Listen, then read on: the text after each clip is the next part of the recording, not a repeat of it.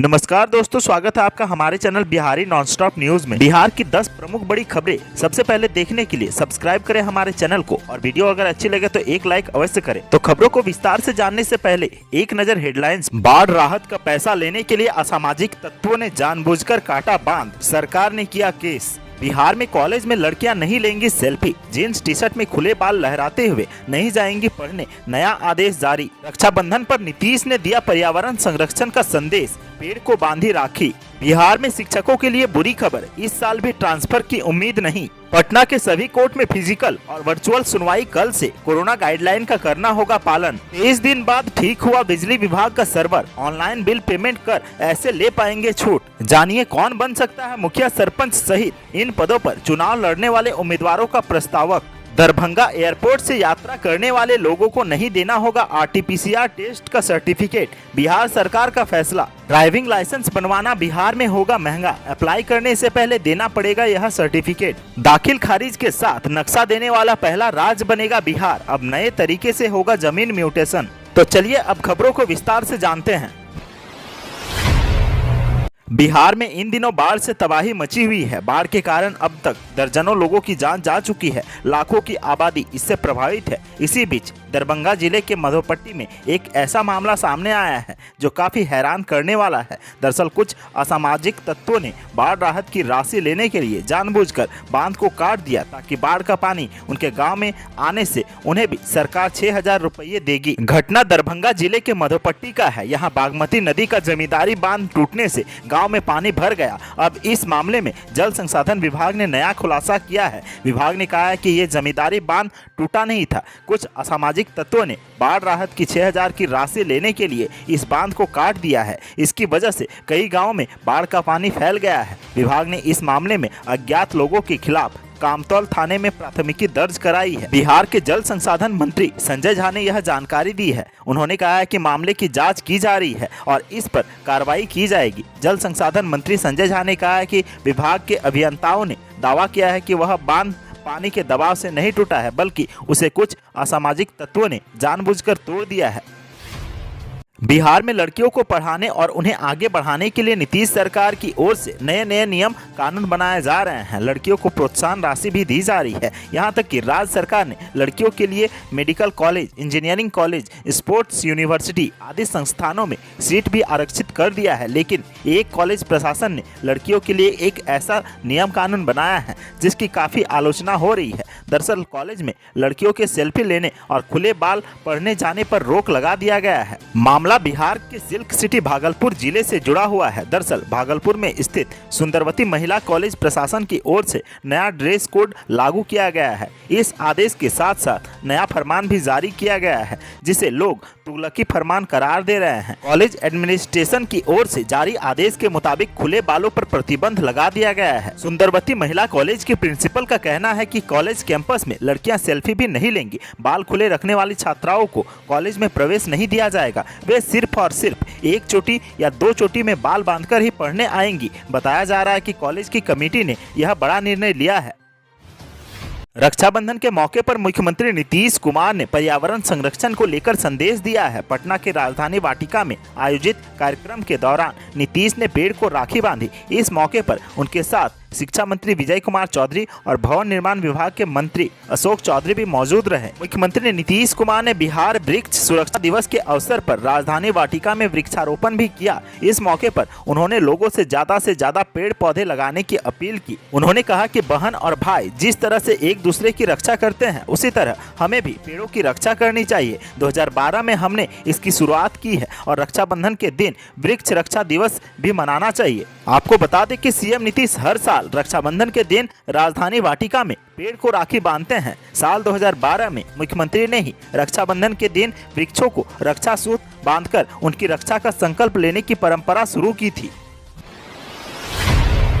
बिहार के शिक्षकों के लिए बुरी खबर है। पंचायत और नगर निकाय के माध्यम से बहाल शिक्षकों को इस साल भी उन्हें ट्रांसफर के लिए इंतजार करना पड़ सकता है। बताया जा रहा है कि विभिन्न नियोजन इकाइयों के माध्यम से चल रही शिक्षक बहाली प्रक्रिया पूरी होने के बाद ही तबादला होगा। आपको बता दें कि शिक्षा विभाग का मुख्य फोकस शिक्षक बहाली है। तबादला के लिए सॉफ्टवेयर तैयार कर लिया गया है। 90,762 प्रारंभिक और 32,000 से अधिक हाई स्कूलों के शिक्षकों की बहाली प्रक्रिया अभी चल रही है। शिक्षकों के स्थानांतरण के लिए नई नियमावली लागू हो गई है। वहीं शिक्षक संघों का आरोप है कि इस शिक्षक स्थानांतरण नियमावली में कई खामियां हैं। इस नियमावली से काफी कम शिक्षकों को ही ट्रांसफर का लाभ मिलेगा। नियमावली के अनुसार महिला और दिव्यांग शिक्षकों को ऐच्छिक तबादला का लाभ देने की बात है, लेकिन महिला और दिव्यांग शिक्षकों को वरीयता निर्धारण में भी भ्रांति है। कोरोना के दूसरी लहर की रफ्तार धीमी होते ही पटना जिला एवं सत्र न्यायाधीश सुनील दत्त मिश्र ने पटना जिले के Patna civil court, Danapur civil court, Patna city civil court, Patna court, Masaurhi court और पालीगंज कोर्ट में फिजिकल और वर्चुअल मोड में न्यायिक कार्य और मुकदमों की सुनवाई करने का आदेश जारी कर दिया है। साथ ही उन्होंने कोरोना गाइडलाइन का कोर्ट परिसर में सख्ती से पालन करने को कहा है। जिला न्यायाधीश ने जिले के सभी 94 कोर्ट में कल से लेकर 30 सितंबर 2021 तक फिजिकल सुनवाई के लिए तिथि भी जारी की है। आदेश के मुताबिक जिस कोर्ट में फिजिकल सुनवाई होगी उस कोर्ट वर्चुअल सुनवाई नहीं होगी और जिस कोर्ट में वर्चुअल सुनवाई होगी उस कोर्ट में फिजिकल सुनवाई नहीं होगी। जिला न्यायाधीश ने इस सूचना को पटना, दानापुर, पटना सिटी, बाढ़, मसौड़ी और पालीगंज के अधिवक्ता संघ को भेजा है। वहीं दूसरी ओर जिन अधिवक्ताओं के पास वीडियो कॉन्फ्रेंसिंग की सुविधा वाला मोबाइल या लैपटॉप नहीं है, उनके लिए कोर्ट परिसर में एक वर्चुअल कोर्ट रूम बनाया गया है, जहां से अधिवक्ता अपने मुकदमों की सुनवाई और बहस कर सकेंगे। बीते 23 दिनों से खराब चल रहा बिजली कंपनी का सर्वर आखिरकार ठीक कर लिया गया है। बिजली कंपनी के RAPDRP सर्वर का तकनीकी गड़बड़ी को ठीक कर लिया गया है। शनिवार को सर्वर में आई खराबी दूर करने के बाद उपभोक्ताओं ने ऑनलाइन पेमेंट भी शुरू कर दिया है। आपको बता दें कि बिजली कंपनी का सर्वर 29 जुलाई से खराब हो गया था और इसको लेकर लगातार कंपनी की तरफ से तकनीकी गड़बड़ी दूर करने के लिए प्रयास जारी था। बिजली कंपनी का सर्वर खराब होने के कारण ऑनलाइन बिजली बिल जमा करने का काम पूरी तरह से ठप पड़ चुका था। साथ ही साथ नए कनेक्शन के लिए उपभोक्ताओं को जो प्रक्रिया अपनानी पड़ती थी वह भी नहीं हो पा रही थी। बिजली कंपनी मुख्यालय के GM राजस्व अरविंद कुमार के मुताबिक सर्वर से जुड़े उपभोक्ताओं की सभी सुविधाएं बहाल कर दी गई हैं। सुविधा ऐप के माध्यम से अब नए कनेक्शन के लिए आने वाले आवेदन को भी अब जल्द ही निपटा दिया जाएगा। जिन उपभोक्ताओं ने अभी तक के ऑनलाइन अपना बिजली बिल भुगतान नहीं किया है वह अगले 10 दिनों में बिजली बिल का भुगतान कर छूट का फायदा उठा पाएंगे। 31 अगस्त तक ऑनलाइन बिल जमा करने वालों को 2.5% और ऑफलाइन जमा करने वालों को 1.5% की छूट दिया जाएगा। इसका मतलब यह है कि बिजली उपभोक्ताओं को बिल नहीं जमा करने के कारण कोई जुर्माना नहीं देना होगा। बिहार के गांवों में पंचायत चुनाव की हलचल शुरू है। संभावित प्रत्याशी मतदाता को रिझाने के साथ साथ एक योग्य प्रस्तावक की तलाश में जुटे हैं। निर्वाचन आयोग ने जिस तरह प्रत्याशी बनाने की शर्तें लगा रखी है उसी तरह प्रस्तावक बनाने के लिए भी शर्तें निर्धारित कर रखी है। त्रिस्तरीय पंचायती राज व्यवस्था में एक साथ 6 पदों के लिए चुनाव होना है। इसमें मुखिया, सरपंच, पंचायत समिति सदस्य, वार्ड सदस्य, पंच तथा जिला परिषद सदस्य शामिल है। हर प्रत्याशी को चुनाव लड़ने के लिए नामांकन करना है। इसके लिए उन्हें प्रस्तावक की आवश्यकता है। चुनाव आयोग के गाइडलाइन के मुताबिक त्रिस्तरीय पंचायत चुनाव में किसी पद के प्रस्तावक होने के लिए संबंधित प्रादेशिक निर्वाचन क्षेत्र के मतदाता सूची में नाम होना जरूरी है। दरभंगा एयरपोर्ट से यात्रा करने वाले पैसेंजरों को RT-PCR से कोरोना जांच नहीं करानी होगी। वे बिना जांच रिपोर्ट के यात्रा कर सकते हैं। इस संबंध में राज्य सरकार की ओर से स्थानीय एयरपोर्ट अथॉरिटी को सूचित कर दिया गया है।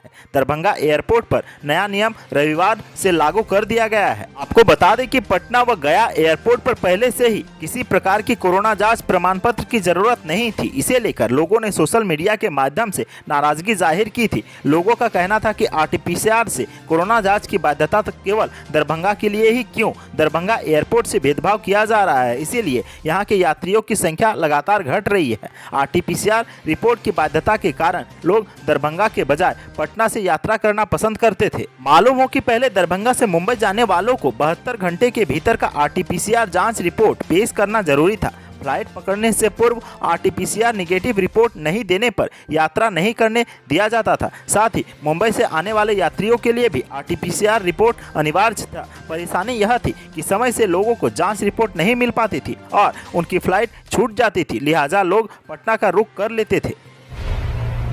अब बहुत जल्द कॉमर्शियल लाइसेंस की तरह निजी ड्राइविंग लाइसेंस बनवाने में भी मोटर ड्राइविंग ट्रेनिंग स्कूल का सर्टिफिकेट देना होगा। इसके लिए परिवहन विभाग ने तैयारी शुरू कर दी है। इसके बाद डीएल बनवाना और भी महंगा हो जाएगा। फिलहाल शुल्क कितना होगा यह तय नहीं हुआ है। अभी निजी 2 पहिया व चौपहिया गाड़ी चलाने के लिए लर्निंग लाइसेंस का शुल्क 740 रुपये है। इसके बाद फाइनल लाइसेंस का चालान शुल्क 2300 रुपये है। ट्रेनिंग सर्टिफिकेट लागू होने के बाद वाहन चालक को ट्रेनिंग सर्टिफिकेट के लिए अलग से शुल्क अदा करना होगा। बताते चले कि मुजफ्फरपुर जिले में परिवहन विभाग का अधिकृत एकमात्र ट्रेनिंग स्कूल है, जहां चालकों को लर्निंग लाइसेंस लेने के बाद फाइनल लाइसेंस के आवेदन से पहले इस सर्टिफिकेट को लेना अनिवार्य होगा।